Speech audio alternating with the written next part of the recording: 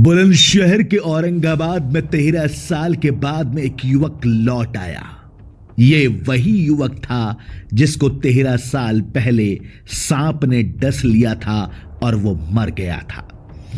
13 साल पहले सर्पदंश से मरा युवक अब परिजनों को हरियाणा प्रदेश में जिंदा मिला। सपेरे बंगाली नाथ बाबा युवक को लेकर उसके घर पहुंच गए। बेटे को देखकर परिजनों के साथ गांव के लोगों की बेखुशी का ठिकाना नहीं रहा। बेटे को देखकर परिजन उसको लिपटा लिपटा कर रोने लगे।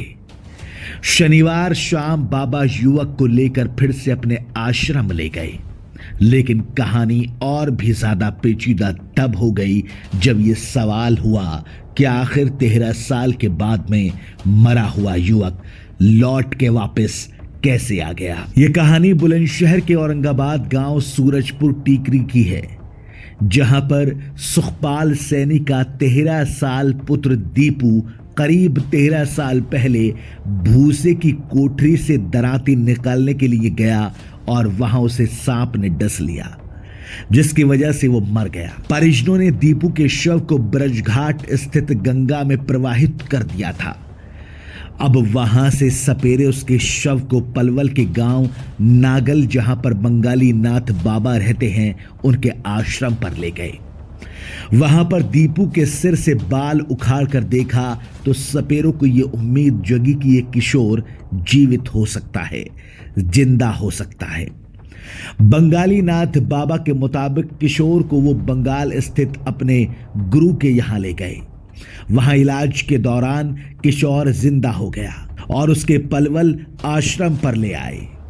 दीपू की तलाश में उसकी मां सुमन देवी आश्रम पहुंची। तलाश इसलिए शुरू की क्योंकि किसी ने कहा कि आपका बेटा तो जिंदा है। आश्रम पर पहुंचने के बाद अपने लाल को देखकर वो दंग रह गईं। शुक्रवार की देर रात शाम बंगाली नाथ बाबा दीपू को लेकर उसके गांव सूरजपुर टीकरी पहुंचे। उसके घर पर पहुंचे तो वहां लोगों का हुजूम उमड़ पड़ा। सूचना पर दीपू के रिश्तेदार भी आ गए और दीपू से लिपटकर रोने लगे, बिलखने लगे। सुखपाल सैनी ने बताया कि बंगाली नाथ बाबा शनिवार को बेटे दीपू को अपने साथ आश्रम पर ले जाएंगे। उन्होंने उनके बेटे को गांव के परिजनों के पास छोड़ने से साफ इनकार कर दिया।